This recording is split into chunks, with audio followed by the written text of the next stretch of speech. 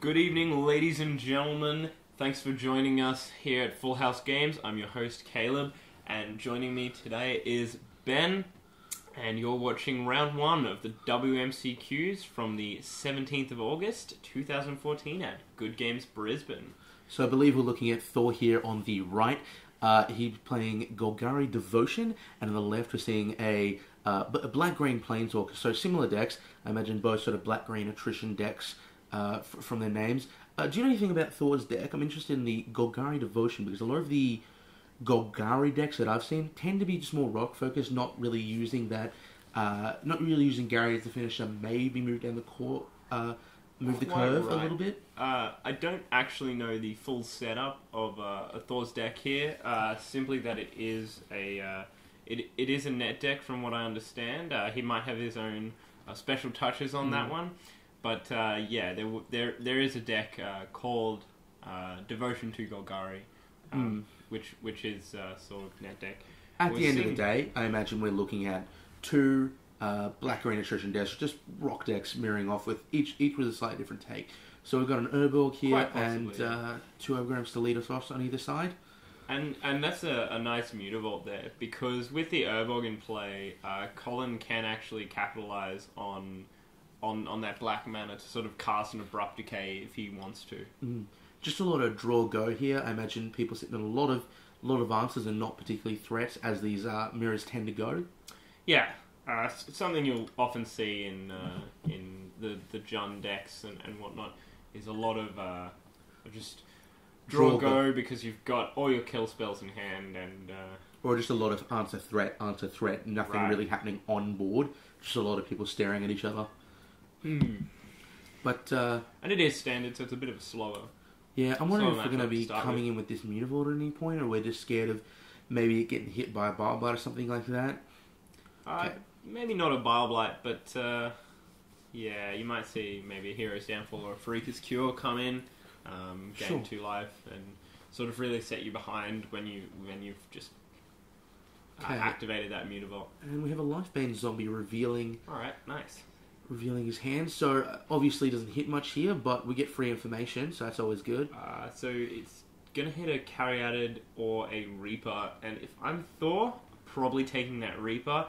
It's such a powerful card, especially in these mirror matches where you just fistfuls of kill spells. You don't really need to kill Sylvan Caryatid, which is a 0/3 defender. But we are just looking at a handful of gas here, though. Yeah, so I don't think, doesn't matter what you take, you're pretty scared here. Yeah, and that's a Nissa there too, which is going to be quite dangerous. That could be what Colin's going for, and unless he drew that, I think it's a Caryatid, or maybe that's a. I'm not quite sure what that is. It's sitting off to the side a little bit. I don't know, actually. But he said... is it? No, I don't believe so. I can see from here, actually, I believe it has the hollow foil. So it must be a new M15 card that we're looking at. Okay. Very true. Yeah, I think that Reaper is still a fairly good choice. Yeah, it's an Abrupt Decay right away. An Abrupt Decay, quite obviously. I'm not sure what you do with this Nissa. If you untap and play it, Thor's probably got a Hero's Downfall in hand. Sure. Which is, it's definitely, that Nissa's going to eat the dust, right? Well, at the end of the day, that he can still make either another play this turn, or he can make it a 4/4, which is powerful, and also the Hero's Downfall, he's going to have to eat one of them, but you're left with the other threat. So if you're left with a 4/4 that doesn't get hit by Abrupt Decay, you're probably still a little bit happy in that situation, or they burn both their Hero's Downfalls in this situation, in which case this is a Jund Planeswalker deck, as we know, black-green Planeswalkers deck, so you're happy to get those downfalls out of the hand this game. Absolutely, but because it's black, we might also see maybe just a Doomblade kills the land, and then you're sort of behind a lot more. So he does have the mana up there for it. Sweet. Does he have it in hand, though? And Doomblade isn't going to have many other targets other than Swamp, so you may want to bust it out. Yeah, it's quite that is a Caryatid, actually, I believe. Yeah, I think he's drawn that one this turn. But see, there's a nice buy box promo Caryatid. Very sweet. So and getting into 4 there, unfortunately. Which brings both our players down, or Thor down to 16, and Colin's sitting nice on 17. So is that and Another life bane, another look at the hand. yep, and he's going to take that maybe it was Genesis Hydra. I don't know. quite literally have no idea. It's a little bit difficult to Yeah. see from where I'm sitting, but it's obviously a green creature because it just got hit by that that life bane, and it'll eat another replica, I believe. So, yep. Look, He's really got to find targets for it. So yeah, he's got a lot of well. spells here on the left. So I mean, you run it out. There's a downfall, which is eating the 4/4 land, and down to I believe 14 with Thor. Yeah, but look, at the end of the day, it's not about having, multiple threats and swapping the board and these sort of mirrors. It's about who has the last threat, who has the threat that's just slightly bigger and can just pound down. Quite right. And that's why Mutavault is so powerful in the mirror. Thor here with an Underworld Connections, probably going to be on something other than Mutavault. Yeah, there we go. Yeah. Good work. He might have been able to put it on another card, but have that Mutavault there, so he could sort of block the other Mutavault and trade 1 for 1 and put Colin even further down on lands. With that Underworld Connections in play, you can really draw a lot of lands. So. I wasn't actually a big fan of him snapping off those abrupt decades and the life banes. They're not massive threats. These games go for a very long time.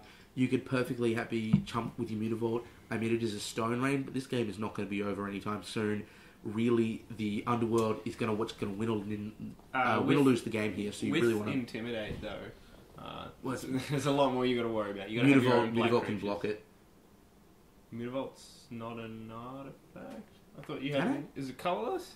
Wow, this is awkward. Yeah, it's colorless. I think it can. That's alright. That's awkward. Doesn't matter. Either way, he is playing black green. I'm sure he's got some black creatures himself in there. Yeah, of course. So we're seeing another Underworld Connections from Thor. So this is probably where that devotion to Golgari is coming in, and we might see a big Gary come in. Yeah. I mean, at the end of the day, he's still going to be ancestraling every turn. That's very powerful. Yeah, and ancestral for like 2 life. It's not an I'll bust issue. that off any time day of the week. Exactly. Ancestral recall in black too, no less. So Thoughtseize. Now this is bad if he hits a... Well, we finally get to any... Okay. Abrupt decay. Saving his abrupts. I'm a big fan of that. You really need more cards in hand, so, Yeah, and there is the Gary, but we can also see the Whip coming in. So yeah, so whichever one he discards, he'll still have that power. Exactly. I'm a big fan of Thor here, just not casting his Thoughtseize. Thoughtseize is a card that's... I mean, you do want to cast it, but it's not the greatest in that matchup. I imagine they'll both be siding them out post-board because it's not fantastic. Jund mirrors tend to usually just side out their Thoughtseize because the games go so long and Thoughtseize is just a terrible top deck. Yeah, you'd rather just be hitting gas all the time. So I mean, I don't know that you sideboard out all of them though, because you could get some value off. Like obviously Thor is playing these Lifebane zombies, and he hit 2 creatures with that. If he had a Thoughtseize turn 1, he quite possibly hits a Nissa as well. I mean, I'm just basing this sort of on the Black Dragon strategies that I've played in Modern and Legacy, so maybe it's a different mentality there. But yeah, usually side out your Thoughtseizes in the mirror just to have the higher threat density in that situation. I can definitely see cutting down on Thoughtseize. You don't want as many. I would even make a case for cutting down on Caryatid, which sounds like absolute blasphemy. But you're absolutely right there. You can't have too many Caryatids in this sort of matchup because you both want to go for quite some time. Yeah. So maybe cutting down to 2 or 3 just to find space for some better cards will help you out. You're really not gonna temper your opponent out and just beat them down. Exactly. It's not gonna happen. So the Caryatid is supposed to ramp you up to the point where you overwhelm them. You're not gonna overwhelm each other. You may as well just go for that threat density, which we're seeing here with this Nissa, bringing up another one of those 4/4s to beat down. Trades quite profitably 4/4 with a trample. I personally didn't like Nissa that much when I first saw her, and now that I've seen what her she can run do through so many decks, it's just brutal. It's insane. Absolutely brutal. Nothing else matters other than the +1 abilities that she has. Untap 2 forests, which it's untap 4 forests. Untap 4 it's insane. forests. So you can play it, but in such a Scry Dance thing, it's usually like 1 or 2, which is unfortunate. But with an Urborg in play, it does leave you open to options like downfalling your opponent, or whatever your opponent plays. But Even still, just a 4/4 Nissa land. untap, play another threat. I mean, Exactly. it's pretty insane. Exactly. Such a powerful card. It's almost in kind this of like format. it's protecting itself. You know, one of the big hallmarks of any Planeswalker is, does it protect itself? Sure, it doesn't have a relevant ability that allows it to protect itself, other than the lands. Oh no, so it does. So you untap, you can have the blocker as a land, or you can untap all your lands and play another threat to kind of keep Nissa safe. So it's insanely powerful at 5 mana. It's just a great finisher. What a strong card. And I believe this is 6 damage going straight for Nissa because you You wanna need end to it. get rid of her as soon as possible. If he doesn't have the downfall in hand, which I believe he's already burned 2 of, you really just want to smash that thing in the face, and that's what'll happen. So Nissa's going down, and I think he might have maybe a Doomblade here for that extra land. He does have 2. Ooh. Colin here on the left, no cards in hand, crossing his arms. As much as I believe Colin has a little bit of broad presence over him at the moment, especially when he had that Nissa, Yep. I would imagine the cards in hand is really what's going to win the game here. If I had to pitch it, I'd Yeah. say Thor's going those 2 Underworlds, being Losing- active. Exactly. And with the Gary to help him out with that as well, we saw Colin play his own, but it quickly ate an Abrupt Decay. Yeah. Which means he has a lot less cards in hand, but at the same time, he probably doesn't have the life to sort of sustain heavy use of...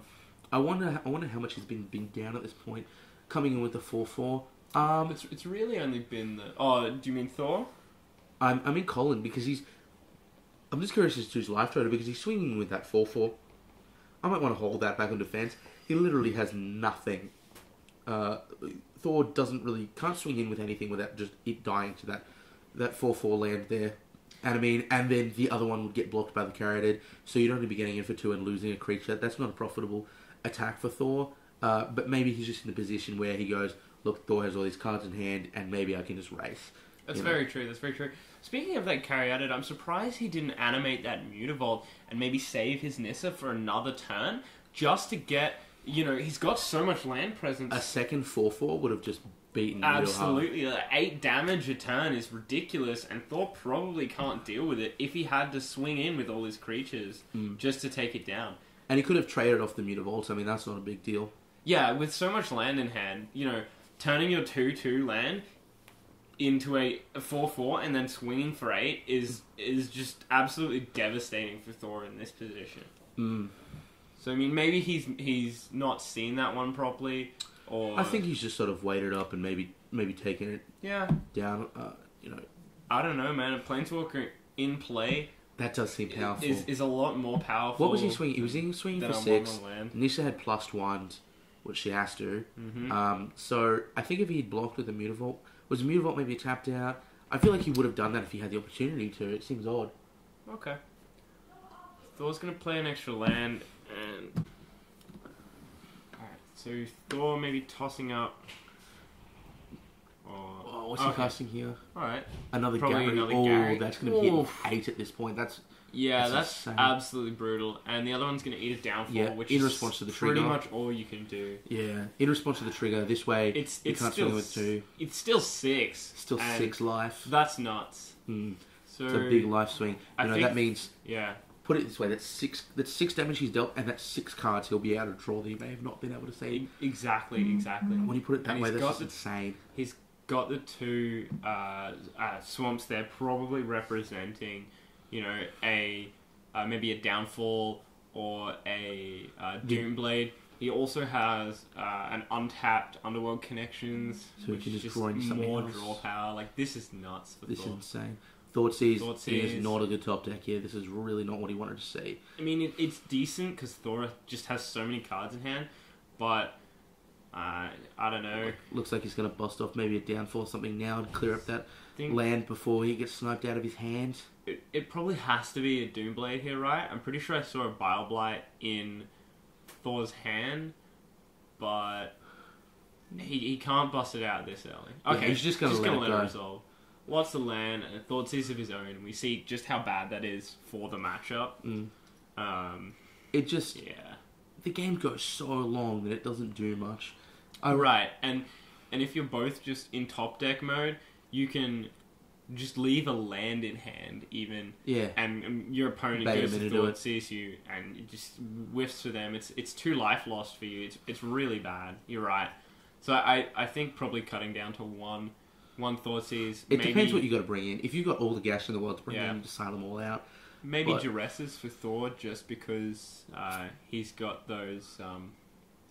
He's facing off against Planeswalkers. Yeah, I could see an argument for that. If you haven't got enough removal for him, what are the Planeswalkers outside of Nissa that he's actually running? I'm assuming Garruk. Garruk, the 6 mana Garruk. 7 mana Garruk. Yeah, Garruk the Relentless. 7 mana Garruk. I forgot that's a thing now. Yeah. With the Caryatids in play, I mean, it's really going to be dangerous. And you have a Pack Rat. Alright. Pack Rat numero uno. And I believe you could have Barblight here and it wouldn't do much. Because you could probably make enough rats to get out of... Yeah, you could make 2 rats easily, have mana up, and be able to activate Mutavaults. 1, 2, 3, 4, 5... Yeah, so you can make 2 rats and just... And double Mutavault. So Barblight is out of range here. So, basically what we're saying is, if he wasn't going to get there before, Pack Rat is definitely going to get him there. Pack Rat's going to get him there. Drawing a card, or drawing another Pack Rat, either one. Yeah, if he plays a second Pack Rat, this is going to be even more brutal than it was. Well, he can play a second Pack Rat. Every card off the top is a Pack Rat. Sure, but a Pack Rat for 2 mana is going to be even worse for his opponent here. Okay. Especially in top deck mode. Can he make the... So, his opponent can't even swing in with that 4/4, because the Pack Rat... You can make a Pack Rat big enough to block it. Right, but he could bait Thor here. Yeah, okay, so he's going to play something... Alright, so maybe it's a Nissa? No, Reaper of the Wilds. Oof. Which he can give Death Touch. Bad. Okay, so we're going to see 2 of those bad boys coming into play here. Probably just throwing out some of those DD, discarding No, there's double Thoughtseize. That's really good, because he's... No, those are Thoughtseizes. Okay, he's in full top deck mode here, so really valuable for Thor there. Is that Ravenous Rats or something he's using as a token? That's awesome. Sick plays. Sweet. So those are to 3/3s now. Double Mutavault can make them 5/5s. Oh, this is going to be nasty. Yeah, we're looking at a Mutavault. So 5/5s. It's definitely going to kill that Reaper of the Wilds. We'll have Death Touch. They'll probably trade. So he's going to trade. If he doesn't make any more, the land might trade with one. And because they'll die and they'll have 4 damage and it'll become smaller. Exactly. But There's some really tricky things when it comes to Pack Rat math that you've got to actually do. I saw the greatest Pelucan play I've ever seen. It was this dude had tons of devotion, activated. What's that guy's Cradle in Standard? Nykthos Shrine to Nyx. Guy's Cradle in Standard. Basically. Similar. And he hit the first Pack Rat for 6. 5, 4, 3, 2, 1 with his Pelucan activation. His opponent was a little confused. It's like, okay, this one dies. Okay, they're all 5/5s. Okay, this one died. Just chained them all together so they all died. It was hilarious. Dominoes, best kind. Alright, so yeah, Thor with so much just mana and cards in hand, it really looks like his game. Oh, it's insane. Ooh. Wait, are his Mutavaults active? I don't believe so. That would have been awkward. I think that's why he's let that resolve first. Okay. And then, if he has to, he can then pump them. So I'm sure Thor knows what's going on in terms of that.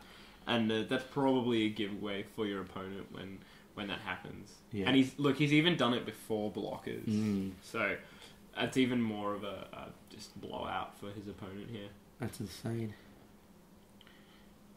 I'm a big fan of rock decks personally, so it's kind of maybe a little bit boring at home, but I'm like, ooh, interesting plays here. Minimal advantages for 35 turns, that's how it goes. Oh, minimal advantage is the way you win Magic in every single format, right? Yeah, exactly. All about the minimal advantages. Right, so he's using one of the Mutavault tokens to make another rat. Yeah. And then he just has the extra Pack Rat. And then he can that seems pretty good. He can tap Mutavault to make it activate itself.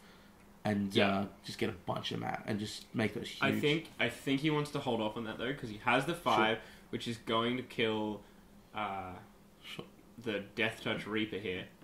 Death Touch or Regenerate, because you can do both. No, it's Hexproof. It's Hexproof and Death Touch, which is why it's so good in this sort of matchup. But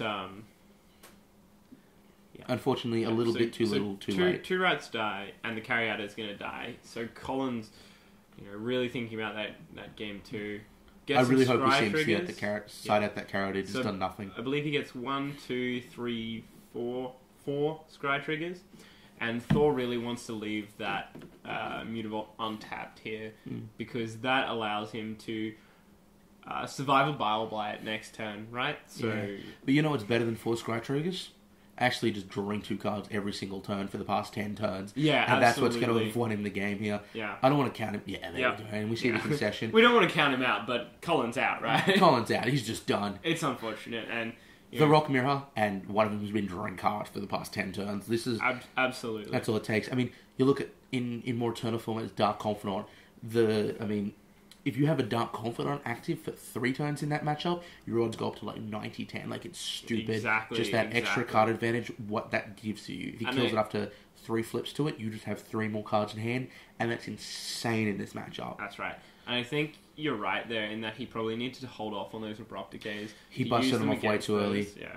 Did we work out if he could block with the Mutavault? He can't. He can't. It is artifact creatures and or creatures that share the same colour. So it's colours, creatures, and artifact creatures always mess with me. Yeah, fair enough. Has to be black creatures or artifact creatures to block. Similar to Fear. Does he have anything... Does he have black creatures in his deck, or do he really have to bust those off as soon as possible? I don't know. Maybe that's why he had to go for it straight away. He does have those Reaper of the Wilds in there. He does have the Reapers, But, it got taken away straight away by that dude. So, yeah, that really set him behind. I guess we were just hoping for maybe other removal as opposed to it. Fair enough. Even things like Golgari Charm would actually bust off right now, which I imagine will be in the sideboard. I think Golgari Charm comes in from the sideboard. Most of those Thought Seizers go out. Maybe you keep a one of, depending on what your sideboard looks like. I played this deck for a very brief period, just something to do for a bit of fun, and I would bring in literally anything that was a threat. I was bringing in Mistcutters. Like, just stuff that died, because there was just occasionally times where I'd top deck it and go, sweet, another threat, swing in for 8. That's absolutely right. I mean, you saw how much Colin was flooded out here. Yeah. Just a huge Mistcutter Hydra could swing this game. Yeah, I mean, sure, it just dies to a removal spell, but you know what? So does every other creature. That's the idea. And you want to have as many creatures as spells. And you're right. Yeah, that's a removal spell that's then not hitting your Nissa. Yeah, you just need to have. You need to keep that insane Nissa threat density for as long as you can. Like we said in that last game, I still feel if he had kept that Nissa online, he would have been even further ahead and maybe have been able to pull that game out. Yeah. But I mean, at the end of the day, so we'll probably see. Yeah, I didn't play the match, so I can't commentate on it. I agree with you though. I'm looking at that. Maybe he just didn't see it. It's round 1. It's pretty early in the morning for Magic by Magic Player Standard at this point. I think it's like 9 a.m, which absolutely that's about 10:30. 10:30. Yeah. So yeah, I reckon what will be coming in from the sideboard for both players is those Thought Seizers are going out. We're probably seeing Golgari Charms come in. That means that Abrupt Decays are able to then be used on creatures without fear of it. We'll probably see some courses coming from Colin just to gain a bit of extra life. Those are fantastic. And you can see what the top card is. So, I mean, you're pretty much always going to be drawing it, but it'll offset it for him because I don't believe he has those. Yeah, in my opinion, that's green Sphinx's Rev, both life advantage and card advantage. Exactly, you just have to go for a lot more turns. Exactly. But, I mean, it costs 3 mana twice, so you can do it over 2 turns. It's a very good card. Courser first, and then also builds Mutavaults quite proficiently. Absolutely. Even eating a Bile Blight just brings it down to a 0/1. So it's going to survive Bile Blight on its own. It's just a really good card. It does, however, die to Golgari Charm. It does, yes, because destroy target enchantment. That sucks. I hate it so much. Yeah, it being an enchantment creature, downside in standard. That's unfortunate. Mildly. In Modern, if it dies, it's like swear to play a Goyf and enchantments in the graveyard. Exactly. But here it's a bit of a downside because Golgari Charm is quite heavily played. I think actually one of the most suited decks to Khans of Takar coming out is probably this John's Planewalker list that we see going around so much. Personally, I'm not a fan of speculation prior to the actual release. Right. But I think it, from what I've seen, it has the most cards of any that are actually in Theros already. Yeah, there's an argument to be made for that, so definitely. it's going to have the least change when the current standard rotates out, right? I think what they try to do, though, is they try and print things that change the way it works. They make it strictly better. Absolutely. I mean, we saw like 3-color, and then we saw Devotion come out as a mechanic, and they printed Mutavault, which made Devotion better. The idea is WotC wants to force you to change. They don't want Return to Ravnica 2.0 when Theros comes out. So, no, I 100% agree. Like, we've seen Skullcracks, which deals with Sphinx's revelation, but at the same time, just counters on everything. So there are a lot, and Mistcutter Hydras, which counters that just blue control sort of matchup. So there's a lot of cards that come out that tip the balance one way or another. Yeah, it just changes it up a bit. There's absolutely no perfect deck. Like, there's no deck that you can just go, all right, I win every single matchup. Yeah. You have to be both a good player, be playing a deck that you're familiar with, and, make all the right plays. And those are the players we saw do well this weekend. There was a lot of Eternal players and stuff who came in, just kind of picked up a deck, and they've done well, because at the end of the day, they're good Magic players, but the people who were in the top 8 were the people who have been grinding Standard all year. Absolutely. That's just how Magic works. Yeah, you really got to have practice with those decks, and, what you're playing with. Sure. And it's the same for every format, in Legacy, in Modern, in Standard, exactly. Vintage, EDH... Australian 7-point Highlander, whatever you want to play. Whatever you're playing. Make sure you play it. Yeah. Don't willy-nilly jump between decks. I got into Standard. It did, semi-reasonable. It wasn't embarrassing, but there was definitely some things where I'm just like, well, I played that at the wrong time. That was terrible. That was minimal. Absolutely. That was a minimal advantage for my opponents there. Right, but if we check out some of the other videos on the channel where you were playing and you won the big Legacy event for July... You played a lot of that bug deck. So turn 1 Thoughtseize? No, turn 1 Duress. Okay, that's a lot nicer, I think, than a turn 1 Thoughtseize, especially off a Shockland. So we've got Colin here, who I believe is from Melbourne. So we did end up getting a lot of people come up. Absolutely. It was just a huge event. We had 135 modern players, and then I believe 120 standard players. So absolutely crazy, which... Modern was a little bit better for getting into top 8 because you only had to go... Well, not only had to go... you could lose 2 matches and people were still alive. They still tried to bash. But when you're at 120, then it's just that little bit before the brackets. So you had to go 6-1 to actually get it, or 7-1. But yeah, we had a lot of people from other states. Adelaide, Sydney, Melbourne all come up. Big double weekend. Tends to draw in a lot of people. I don't know about you, but I got a lot of good trading done. I got a lot of good trading done, yeah. I'm starting to crack into Legacy, and this was a good day for me. Yeah, there was a lot of stuff. Yeah. Especially since the other states, surprisingly, I wasn't aware of this, don't play that much Eternal formats. Yeah, they play they got their 6-7-point Highlander, but we're seeing a Thoughtseize here. Okay, not a fan of that personally. Okay. Well, I mean, he's taken almost every single threat out of Thor's hand. Sure, but you know what he doesn't have at this point? Pressure. So it's great, you don't have any plays. I'm going to give you 4 turns to draw them because I'm not doing anything. That's right. And Thor's got 2 Mutavaults on board. He's just going to bash with that. He's just going to bash. And I mean, that's brought Colin down to 12, right? Something like that. Yeah, because I think he shocked Duress. Shocked Duress. Thoughtseize. Yeah, I mean, it's really starting to hurt Colin. I don't like to call him out on air, but I mean, I really would have started out those Thoughtseizes. That really seems bad. But maybe he just didn't expect that much rock and didn't bring in things that could do it. That's fair. The sideboard might not be set up for that. Duress. Wow, 2 cards in hand. Is that a Fireblight and Vraska? Vraska. Very nice foil Vraska. I like him keeping in the Duress. I like Thor keeping in the Duress because those Planeswalkers generate so much card advantage. No, I think Duress is the right card to keep in here. Yeah. Just because... On Thor's side. Yeah. I think it's good for both players to have Duress. Just because you get good information... And both players are playing a lot of removal. I suppose, especially in this case, where he's got double Mutavault, and Wildblight would have just killed him. Sometimes you might not hit with your Duress, but you do get perfect information, and you don't have to see. And just crushing with these Mutavaults, which are lands, so survives Vraska, right? Yeah, survives Vraska's neck 3, but not when she ticks up.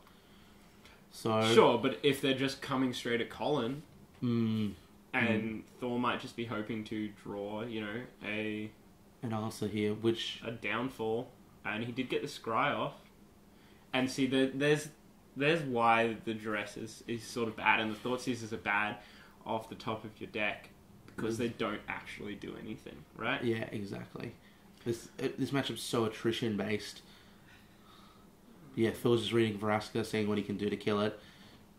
So, if Thore's got a Bile Blight in hand, I mean, Vraska dies, makes the tokens. Oh, Bile yeah. Blight, I win. Yeah, that's insane. I think that's it. Bile Blight, you're 3, I win the game, creatures. Yeah. Because obviously they don't have haste, right? And they're all the same thing. That's 8 damage that have come in off those 2 Mutavaults in 2 turns. It's insane, yeah. Oof. They will just keep beating him with that, and that's what'll get him there. Mutavaults are a very, very good card in this match. Another duress. And look, that's why I was a big proponent of taking these out, because it's quite literally just done nothing for him. Yep, that's right. Yep, and he packs it up. That's it. That's the concession. Ladies and gentlemen, on to round 2 soon enough. Please stay tuned to Full House Games for Magic and more. Magic and more. Magic and more. Magic and more.